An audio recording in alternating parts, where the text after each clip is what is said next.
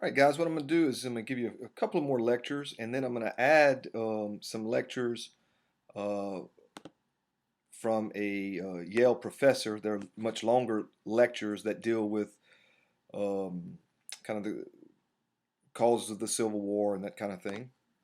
And of course, I'm skipping a little bit ahead because obviously we got a little bit behind, and we have to close out the semester here. And from 1820 to 1860, the let's go with blue here. The United States started expanding from 1861, of course, to 1865 was the U.S. Civil War, and I'm just gonna give you a brief lecture of what caused this war, and it really all occurred during this period of time when I'm not the war, obviously, the causes of the U.S. Civil War. And of course, there are a lot of causes. I mean, a whole lot of things that we can talk about. And of course, the first thing that you have to understand is that, when we think of the Civil War, we think of slavery. And we should. Now, let me try to explain to you at least the way I view it. Now, this is the way I think a lot of historians view it, but obviously there's always disagreements and that kind of thing. Okay, so was slavery the cause of the U.S. Civil War? It's sort of yes and no. Okay, in other words, it was not the U.S. Civil War was not originally fought to end slavery. However, if it had not been for the institution of slavery, you would not have had the U.S. Civil War. For example, one of the things that you can say is that it was about state rights. Well, part of those rights that we're talking about was the right to have slaves. Okay, um, more than anything else, and this is something that I think most historians would agree. The cause of the Civil War was over the expansion of slavery.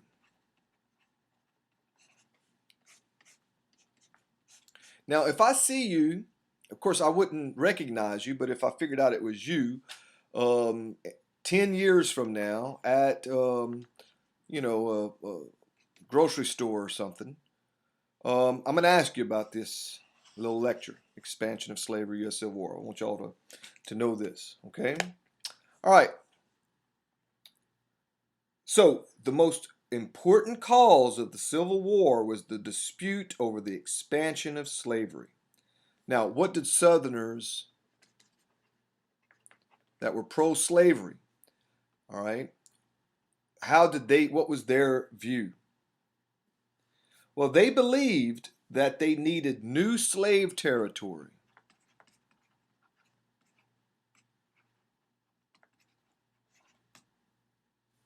in order to maintain their power in the Senate. So it had a lot to do with power in the Senate. Remember, each state gets 2 senators. And what Southerners were afraid of, and mainly when I say Southerners here, I'm talking about the planter class. These were plantation owners. What they were afraid of was that they would be in the minority. They were afraid of what people are often afraid of in a democracy is they were afraid of the majority tyranny, or what they called the northern majority tyranny, or the tyranny of the northern majority, however you want to call it. Because in non-slave states, there were the economic realities in non-slave states were very different than slave states. And there were certain interests in non-slave states that were the opposite of the economic interest of slave states. For example, in many non-slave states, they believed in a high tariff on goods coming from Europe, for example. Why? Because this protected industry. So, non-slave states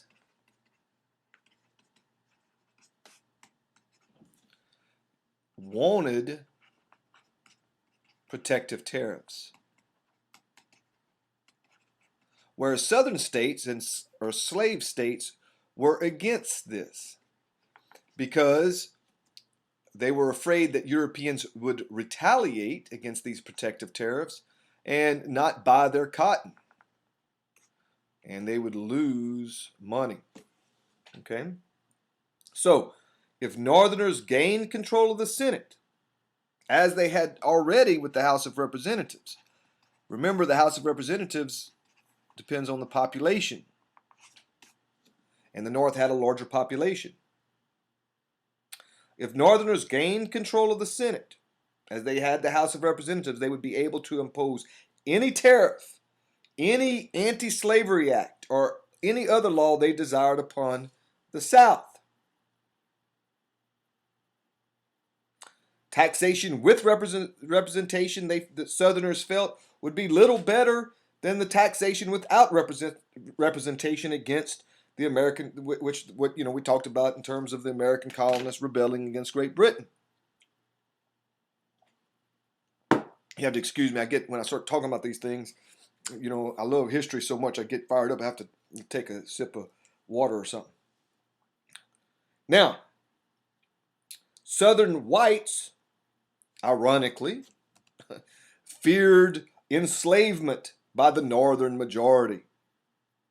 That's kind of ironic, obviously, because they were fighting to keep slavery. And you have to understand that slavery, and I wish I wouldn't have gotten behind this semester. We could have talked more about slavery. But, it's a very peculiar institution, obviously. That's what it was often called, and is still often called, the peculiar institution. And one of the reasons it's so peculiar in the United States, of course, is because when we think of the United States, one of the first words we think of course, is freedom.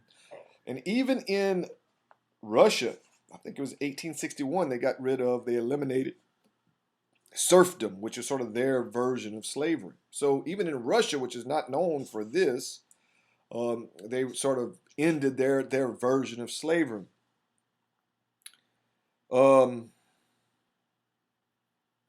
Some historians argue that the very institution of slavery made Southern whites more conscious of the importance of liberty.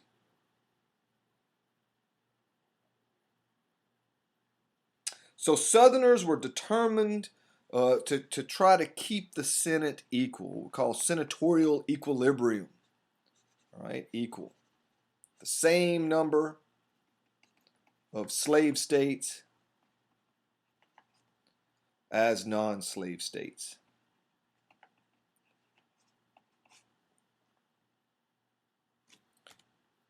Now, Northerners were equally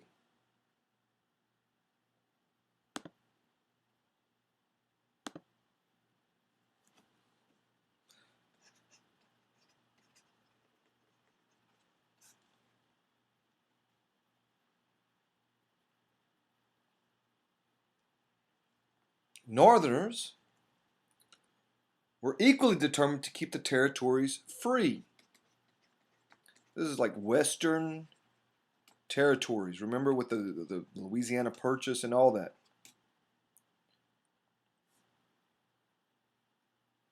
They feared that slavery would drive out free labor in the West. Now, when we talk about free labor, what we mean is not that the labor was free, is that people that worked, all right, who were free, just regular, you might say laborers from the East Coast that might want to go out to the West. It's very similar to the argument that you hear about immigrants. Immigrants come in and from say Mexico, Central America, South America, and they work for lower wages. And so what people argue is that this drives down, it creates unfair competition for laborers and puts Americans sort of out of work. So Northerners who may, kind of maybe wanted that possibility of going out west, that kind of thing, and working, they were afraid that if the planter class of the South, the people that owned plantations and that kind of, if they had gone out to the west and they had a lot of money, the planter class in the South controlled the majority of wealth in the South. These were very rich people, a lot richer than a history instructor at Sowella, trust me. And so they would go out. Northerners were afraid they'd go out and just buy up all the land. And so this was very much part of like this kind of American idea, the ability to go out west and find new economic opportunities. The very idea of an area of cheap land in the West was like this an immense comfort to most northern laborers. It was this idea that there was something else out there. The West had always been associated in the popular mind with the freedom of every kind, freedom from rules and restrictions of civilized society, freedom from the past, etc. The existence of this cheap Western land gave Northeastern factory workers leverage over their employers because there was always that threat of them leaving. This economic benefit would be lost if the West were monopolized by these guys, by the planter class. Okay, I hope y'all are getting that.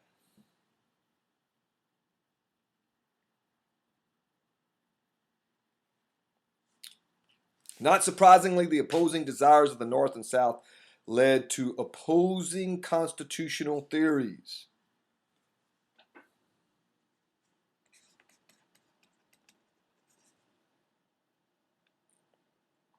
Okay. Oh, I knew that didn't look right. Opposing constitutional theories.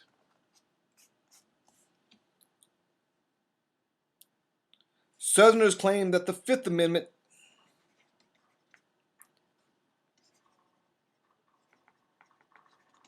guaranteed their right to take slaves, recognized as property by the Constitution, into any new territory. So Congress could not prohibit slavery in any territory. Northerners contended that since the Constitution granted Congress control over the territories, Congress could prohibit slavery there.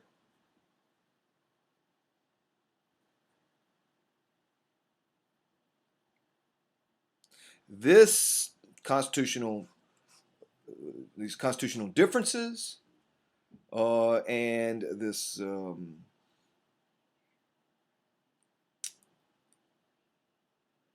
dispute over the expansion of slavery was really at the heart of the Civil War.